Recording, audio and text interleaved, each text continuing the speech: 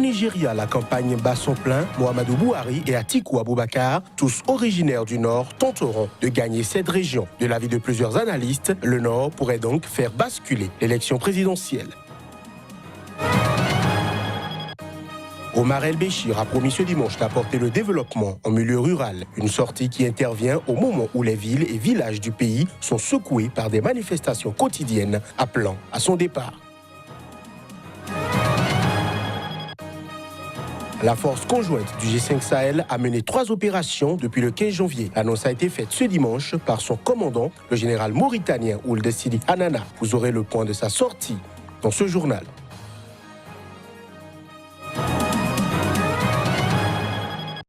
Voilà pour les titres de cette édition. À tous et à chacun, bonsoir et bienvenue. Au Nigeria, où la campagne bat son plein, des vagues d'autobus sont déferlées sur Kano. Le week-end écoulé, d'autres sont arrivés à cheval ou à dos de chameau. Des dizaines de milliers de personnes ont convergé dans la capitale du nord du Nigeria pour soutenir Muhammadu Buhari, président sortant et candidat à la réélection à la présidentielle du 16 février. Cette région que se disputent les 2 principaux candidats à cette élection, de l'avis de plusieurs analystes, pourrait faire basculer l'élection présidentielle. Reportage. Muhammadu Buhari, Haoussa musulman originaire du Nord, a été ovationné par la foule lors de ses plus importants meetings de campagne la semaine dernière.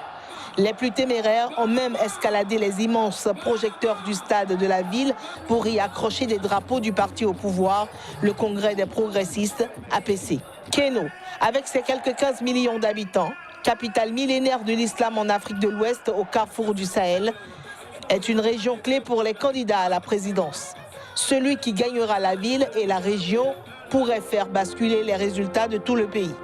Les élections se jouent sur le vote de masse, explique un chercheur associé au centre Aminou Kano, un think tank de recherche politique à l'université de la ville. Si l'APC a la masse derrière lui, il prendra l'avantage.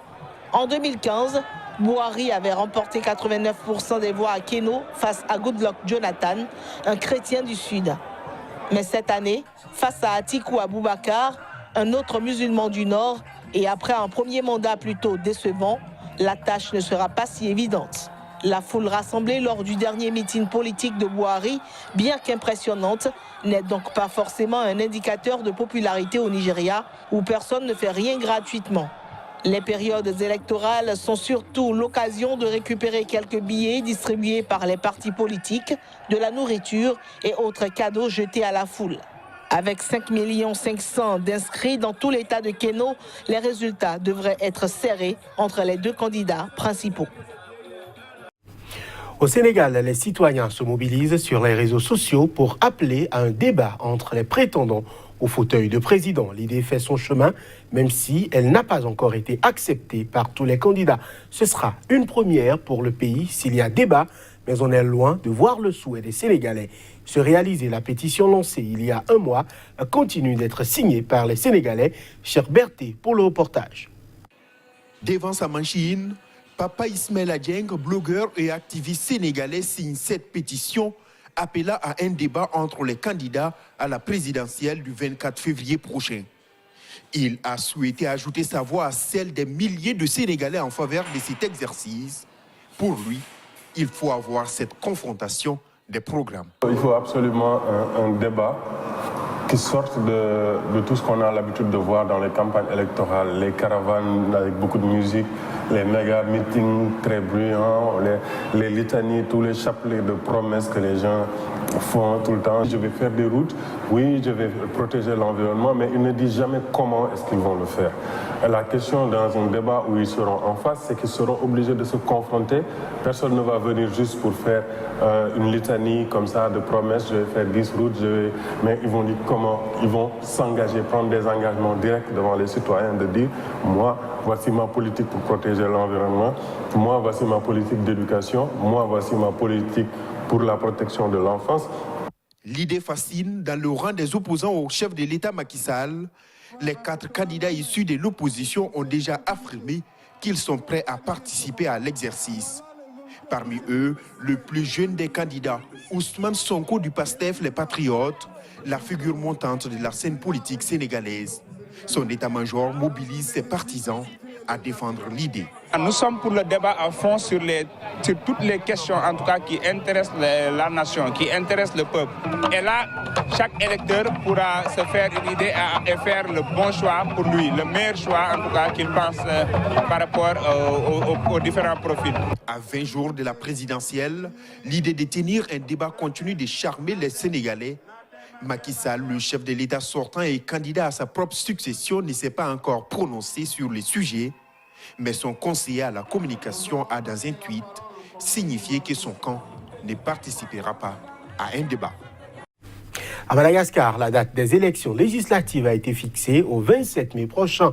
Une échéance proposée par la commission électorale et validée par décret ce week-end par le conseil de gouvernement malgache. Cette date fait cependant débat au sein de l'opposition et la société civile. Après plusieurs jours de suspense, on connaît désormais la date des prochaines élections législatives à Madagascar.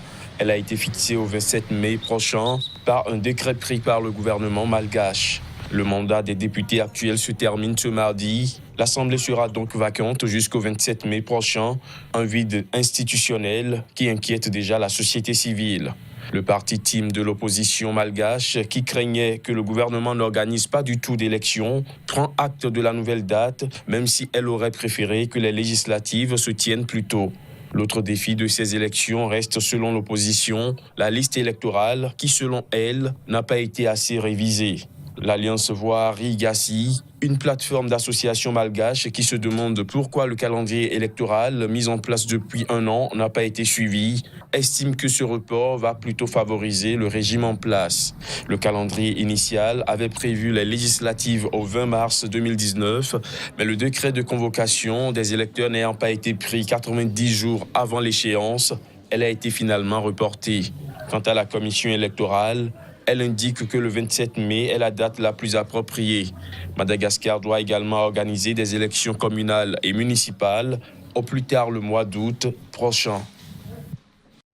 Je l'annonçais en titre, le président soudanais Omar El-Béchir a promis ce dimanche d'apporter le développement en milieu rural. Une sortie qui intervient au moment où les villes et villages du pays sont secoués par des manifestations antigouvernementales. Plus de précisions à travers ces images.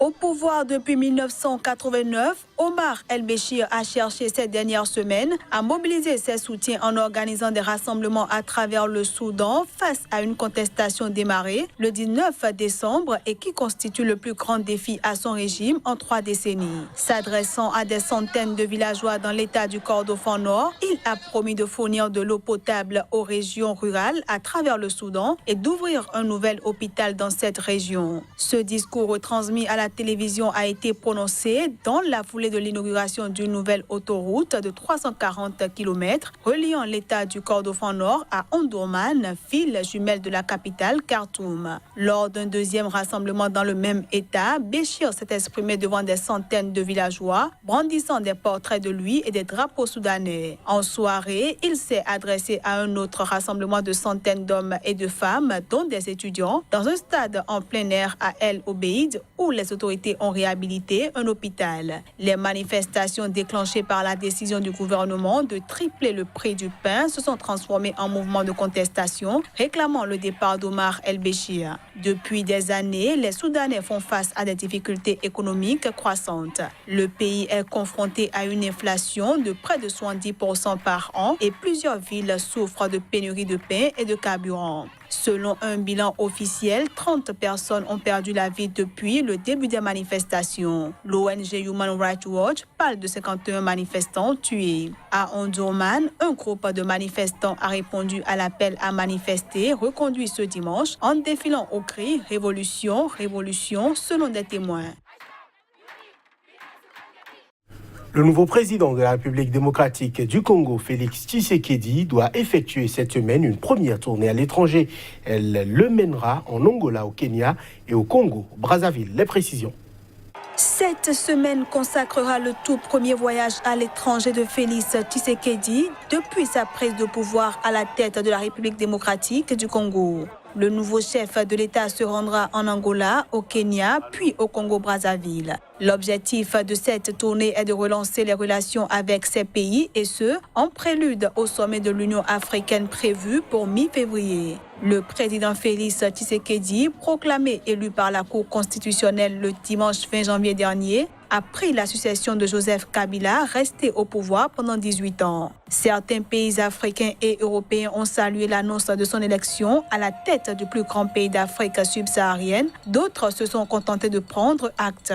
L'élection de Félix Tshisekedi, issu de l'opposition, est contestée par l'autre opposant Martin Fayulu, qui revendique la victoire et dénonce un putsch électoral de l'ancien président avec la complicité du vainqueur. Les deux opposants se sont rencontrés pour la première fois depuis la prise de fonction du nouveau président dimanche matin dans l'église de Kinshasa, où il prie habituellement.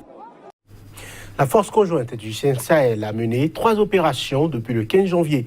L'annonce a été faite ce dimanche par son commandant, le général mauritanien Ould Sidi Hanana.